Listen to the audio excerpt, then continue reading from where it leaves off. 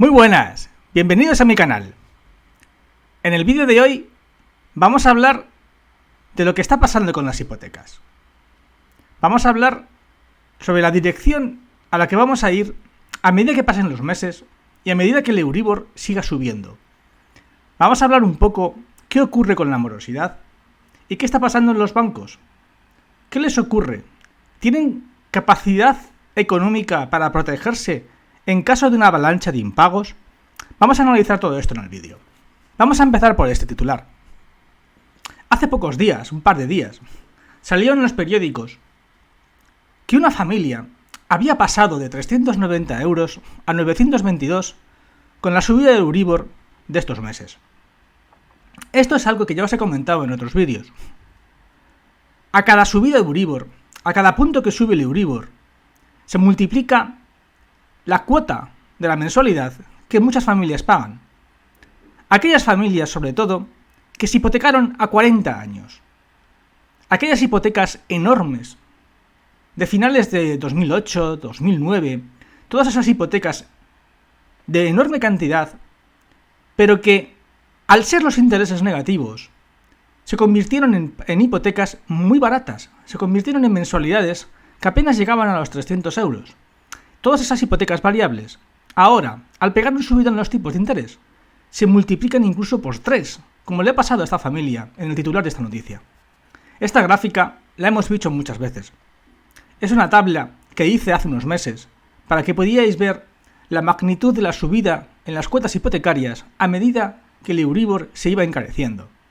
Como podéis observar, una hipoteca media, una hipoteca normal de 250.000, que hace apenas un año apenas eran 700 euros de mensualidad, con la subida del Euribor ya al 4%, más el diferencial que te aplique el banco, más los seguros que te aplique el banco, te podías ir fácilmente a una mensualidad de 1.380 euros. Imaginad a una familia que ya se hipotecó más o menos mal o de forma un poquito justa hace un año.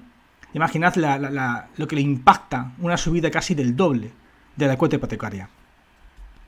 Ahora, con todos estos problemas, con toda esta subida de los tipos de interés, se están empezando a ver en las noticias, en los medios de comunicación, cómo cada vez son más hogares los que tienen problemas para pagar la hipoteca. En esta noticia, también de hace apenas unos días, nos están informando de que ya son 600.000 los hogares que prácticamente tienen que dedicar más del 40% de sus ingresos a pagar la hipoteca. La razón, la que hemos visto en la gráfica anterior, la subida de tipos, la cantidad de hipoteca variable que todavía hay. Tenéis que entender que en España todavía tenemos casi 4 millones de hogares que tienen hipotecas variables.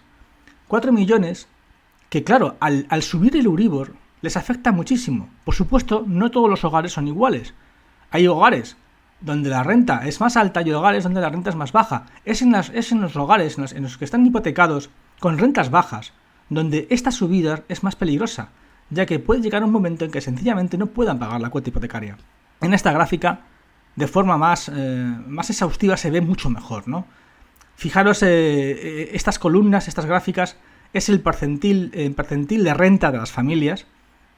A más derecha, más ricos son. O sea, ahí tenéis, por ejemplo, el percentil 50 sería el nivel medio, percentil 100 sería pues, una familia muy rica, percentil 0,20 sería una familia por debajo de la media. Hablamos de familias que, por ejemplo, en el hogar entran como mucho 2.000 euros. Imaginaros el shock para una familia que en el hogar solamente tengan 2.000 euros al mes, que la hipoteca se te vaya a 900 euros o a 1.000 euros. Es prácticamente no puedes pagar nada, no puedes vivir. Y eso está ocurriendo ya a 600.000 hogares. 600.000 hogares ya tienen ese porcentaje. Pero es que hay otros 400.000 que tampoco es que están mucho mejor, que están llegando ya casi están llegando al 25 o 30% de sus ingresos. Pero lo más significativo es la parte roja de la gráfica. La parte roja es la cantidad de hogares que se suman a tener problemas económicos solamente porque se suba medio punto el Euribor. Solamente por pasar del 3,5 al 4 ya tienes un 9% más de hogares, ya tienes 50.000 más hogares que tienen problemas económicos. Esto es así, a cada punto que sube el Euribor se incrementa la cantidad de familias que tienen problemas económicos para llegar a fin de mes. Eso son matemáticas. Entonces, a estos 600.000 hogares que tenemos en el 4, pues es probable que lleguen a 700.000 o a 800.000 si llegamos al 5% a finales de año. Esta gráfica también, los que me seguís habitualmente, la habréis visto un montón de veces. Esta gráfica la hice el 1 de febrero de 2023. En ella, más o menos, hice un cálculo de cómo serían las subidas de los tipos de interés durante este año. Como podéis ver en la gráfica, he acertado todas las subidas. No porque sea un mago o tenga una bola de cristal. Sencillamente porque por la variación, por cómo iba, más o menos cómo preveí que iba a ir la inflación subyacente, es un poco como hice esta gráfica. Estos cálculos los hice en función de mis gráficas, de mis datos, sobre cómo iría evolucionando la inflación subyacente y cómo reaccionaría el Banco Central Europeo ante ella. Entonces más o menos predije que habría al principio unas subidas grandes de medio punto, sobre todo causado porque la subyacente todavía era muy fuerte, que luego habría problemas económicos y que eso provocaría que las siguientes subidas a partir de mayo fuesen más bajas, pero que no fuesen continuadas, seguirían siendo de 0,25 durante el resto del año. Bien, si esta gráfica al final se cumple al 100%, ahora estamos ya en el 4%, y llegamos a finales de año con esta gráfica, tendremos unos tipos de interés del 5%, el Euribor estará al 5% a finales de año, lo cual, si miramos la cantidad de hogares que tienen problemas, pues esos hogares van a aumentar. Esto también, os digo, es mi opinión. Vale, hasta ahora se han cumplido a la exactitud, al milímetro, todas las previsiones que he hecho. Pero eso no quiere decir que se cumplan todo, ¿de acuerdo? No, como he dicho antes, no tengo una varita mágica, no tengo una bola mágica. Ha coincidido y he acertado las 4, ¿de acuerdo? Pero eso no quiere decir que vaya a acertar todo. Yo pienso que en Europa van a intentar ir a unos tipos parecidos a Estados Unidos y que vamos a acabar, finalizar el 2023 con unos tipos al 5% y que todas estas subidas van a ser poco, van a ser de 0,25. ¿Por qué pienso esto?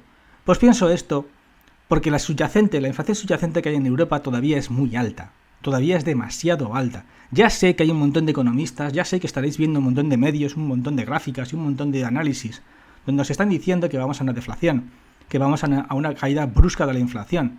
Y no niego que vayamos a una caída de la inflación. Lo que sí que niego, lo que sí que afirmo, es que la subyacente no está cayendo a la misma velocidad que la inflación. Y que mientras eso no ocurra, mientras la subyacente esté por encima del 4%, los bancos centrales todavía no van a bajar los tipos de forma brusca. Esto que estoy defendiendo y que he defendido en todos mis vídeos, en contra del criterio de muchos economistas, y que al final se están cumpliendo y tal como dije en febrero, acabaríamos teniendo un 4% de Euribor para el 15 de junio. Es un poco lo que está diciendo este titular. En este titular, el Banco Central Europeo, que ha subido los tipos hace muy poquitos días al 4%, está diciendo que no va a parar, que durante los próximos reuniones va a seguir subiendo tipos. De acuerdo que pueden pasar muchas cosas. Pueden ocurrir un cisne negro, pueden ocurrir 1000 cosas que varíen esta idea. Pero actualmente el Banco Central Europeo, los bancos centrales siguen manteniendo la teoría de subida de tipos. Y la siguen manteniendo porque siguen viendo una subyacente todavía alta. Hasta que no vean esa subyacente bajar, los hawkies, los partidarios de seguir subiendo los tipos, van a seguir siendo mayoría. Cuando eso ocurra, cuando la subyacente baje, ahí sí que podremos ver una bajada. ¿Puede ocurrir este año? Podría ocurrir este año. Podría ocurrir que si la recesión es muy alta, si la recesión es muy fuerte, la subyacente bajase lo suficiente como para que el BCE se decidiera a partir de septiembre cambiar mi gráfica y empezar a quitar esos 0,25 que habéis visto antes. Bien, si vemos un histórico del Euribor, lo vais a ver de forma más clara. Las dos crisis anteriores superaron el 5% del Euribor. Y ahora mismo, la actual crisis que estamos teniendo, que estamos viviendo, está todavía al 4%. Quiere decir esto, que es más que probable que alcancemos también el 5% como en las anteriores crisis, para luego después entrar en recesión. Sigue siendo mi teoría y sigue siendo mi previsión. Yo sigo apostando porque en las próximas reuniones del Banco Central Europeo seguirán subiendo de forma muy pequeña los tipos hasta que alcancemos la cuota normal, la cuota que se ha alcanzado en las anteriores crisis del 5%, para luego después bajar. Esta es la subyacente. Como digo, la subyacente en los últimos 2 años no ha parado de subir y ahora mismo, aunque ha empezado a bajar, sigue siendo muy resistente y sigue siendo muy alta. Lo podéis ver en la gráfica fácilmente.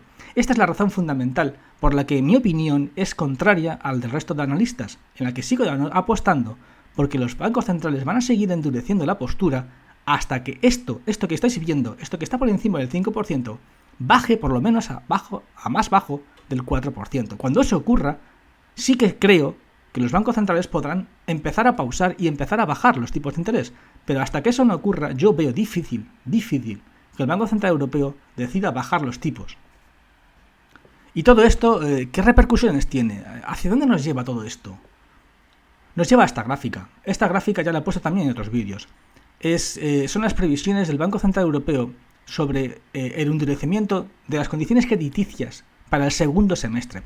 El Banco Central Europeo nos está diciendo con esta gráfica que prevén que para el segundo semestre de 2023 las cosas se compliquen más. Esto no es meter miedo. Yo sé que hay mucha gente que me critica en mis vídeos porque meto miedo. No es meter miedo. Os estoy diciendo lo que está diciendo el Banco Central Europeo en función de datos muy claros, de datos de unos tipos muy altos que están provocando problemas en los bancos, que están provocando problemas en la demanda de créditos para las hipotecas y para las empresas, y que van a provocar que en el segundo semestre de 2023 esos números negativos que ves ahí, esos porcentajes sobre cantidad de bancos que prevén problemas, sea muy alto. ¿Y qué están haciendo los bancos? ¿Cómo están preparándose para esta situación? Lo que están haciendo es aumentar la liquidez.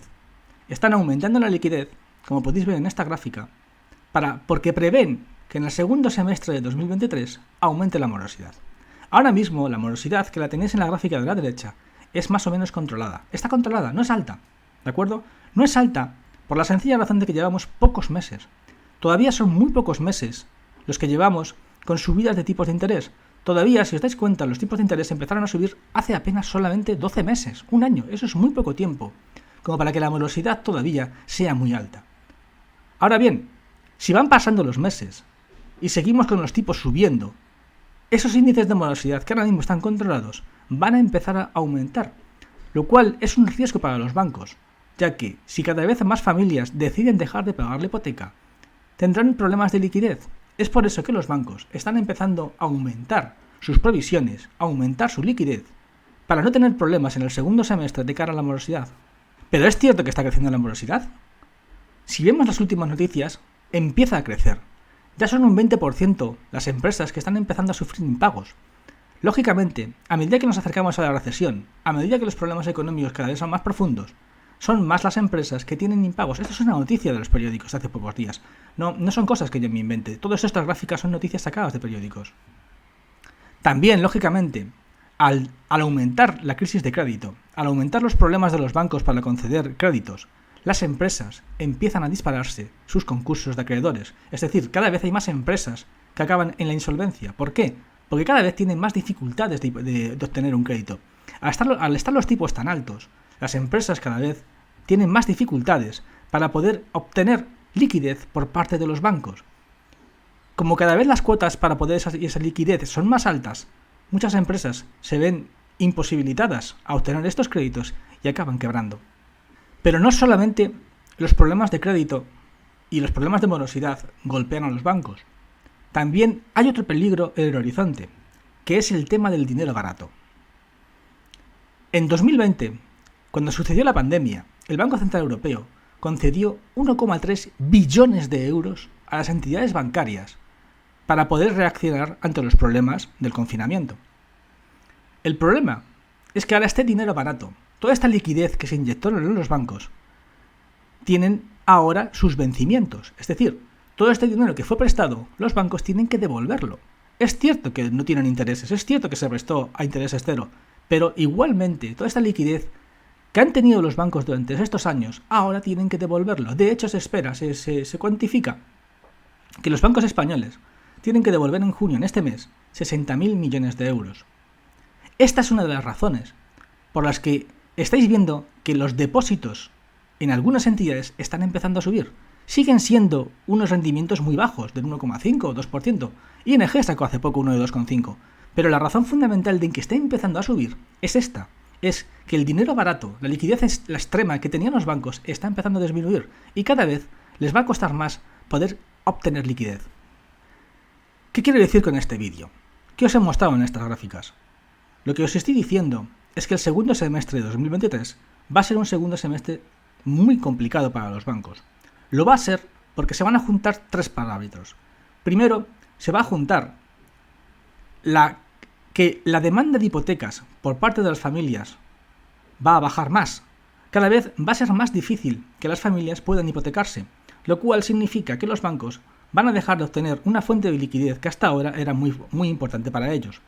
El segundo punto importante es la morosidad.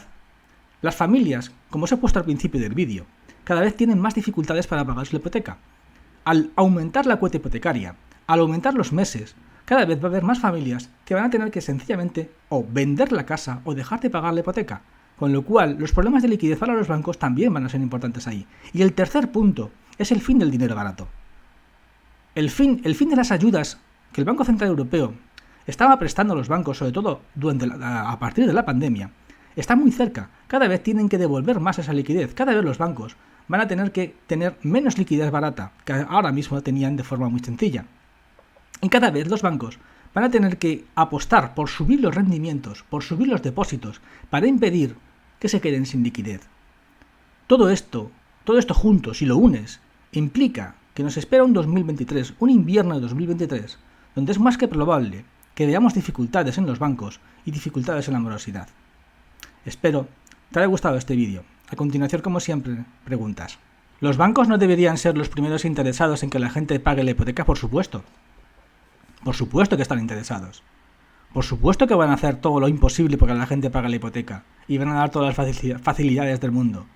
Pero aún así, 600.000 hogares con problemas, aunque den facilidades, hablamos de que aunque congelen la hipoteca, aunque congelen los meses de pago de la hipoteca, siguen siendo muchos hogares con muchas dificultades. Sigue siendo mucho dinero que no entraría en el banco, mucho dinero que no podría acceder el banco a él, ya que y que repercutiría también en sus bonos, que están. Los bancos tienen muchísimos productos que están indexados al pago de las hipotecas. Si las hipotecas se dejan de pagar, o hay carencias, o hay acuerdos para que ese dinero no entre, esos productos bajan o se convierten prácticamente en bonos basura. Jesús, mis padres tienen una hipoteca variable, pero le han dicho que se prevé que a fin de año baje.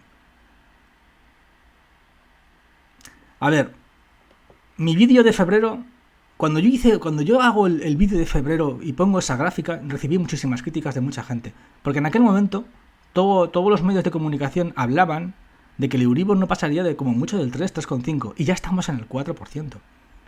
Tú mírate todas las noticias de los periódicos, verás que hay un montón de noticias que hablaban de que el Euribor no alcanzaría el 4%, pero es que ya estamos en el 4%, tal como dije en mi vídeo. ¿Qué quiere decir eso?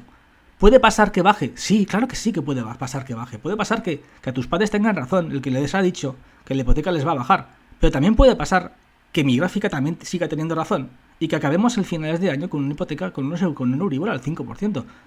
Por favor, esto es así.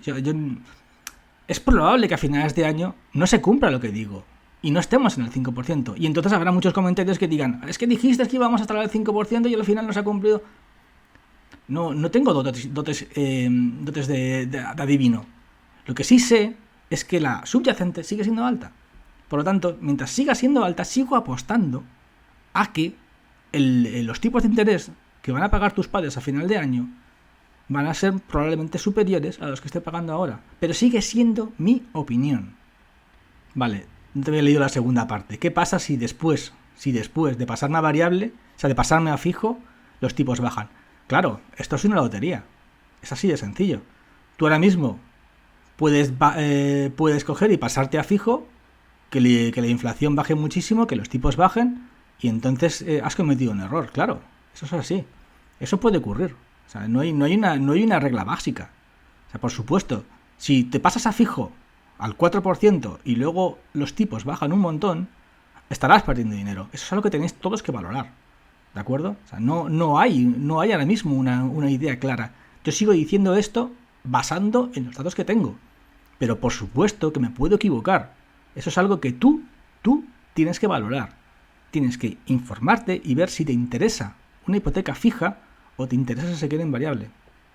¿Es mejor amortizar aprovechando la subida del Euribor? Amortizar siempre es una buena idea. Claro que es buena idea. Y más ahora que nunca. Con unos tipos altos amortizar es buenísima idea. Siempre es buena idea. De hecho es el error que cometió mucha gente en la época de los intereses negativos. El gran error que cometió mucha gente cuando los intereses eran muy bajos fue no amortizar. Ahí es cuando deberían de haber amortizado. Muchas de las familias que tienen ahora problemas, si hubieran amortizado cuando pagaban mensualidades de solamente 200 euros o 300 euros, ahora mismo no tendrían ningún problema. ¿Crees que el que tenga ahora ahorros debería invertirlos en bienes fijos, ya sea casas, tierras o meterlo en renta variable?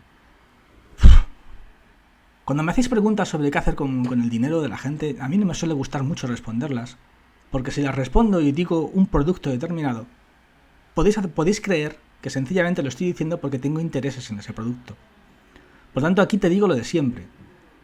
En esa situación, lo mejor es invertir, lo mejor es diversificar.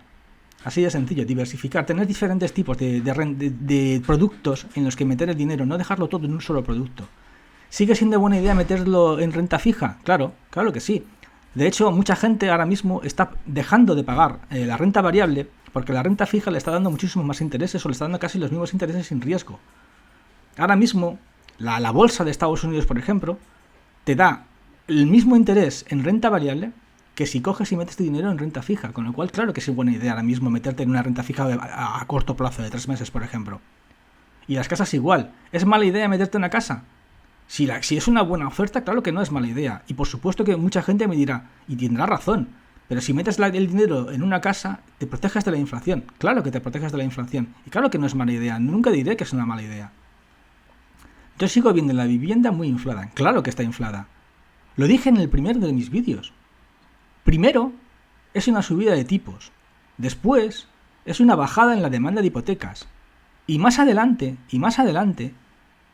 cuando entras en la recesión, cuando quiebran las empresas, cuando aumenta el paro, es cuando baja el precio del piso. ¿Por qué? Porque mientras tengas rentas, no tienes necesidad de vender la vivienda. Y por lo tanto la vivienda no baja. ¿Cuándo bajó en la anterior crisis? No bajó en el 2008. La vivienda en la anterior crisis no baja en el 2008. Baja en el 2012, 2013, 2014. ¿Por qué? Porque fue cuando aumentó el paro. Lo dije en el primer vídeo y lo vuelvo a decir. Por eso seguís viendo que el precio de la vivienda prácticamente no ha bajado e incluso en algunos sitios ha aumentado. Porque para que baje la vivienda tiene que haber una crisis económica muy fuerte. Tiene que haber quiebras, tiene que haber paro. Si no, la vivienda no va a bajar. Vender, esperar, comprar. Claro. Eso es lo que va a hacer mucha gente. Cuando hay crisis es lo que hace mucha gente. Vende, obtiene liquidez, guarda esa liquidez, espera a que bajen los precios y luego compra. Eso es un principio básico de cualquier crisis. O sea, en eso te doy toda la razón. Y eso es lo que va a hacer mucha gente, no solo con las casas, lo va a hacer con muchos productos. ¿Por qué?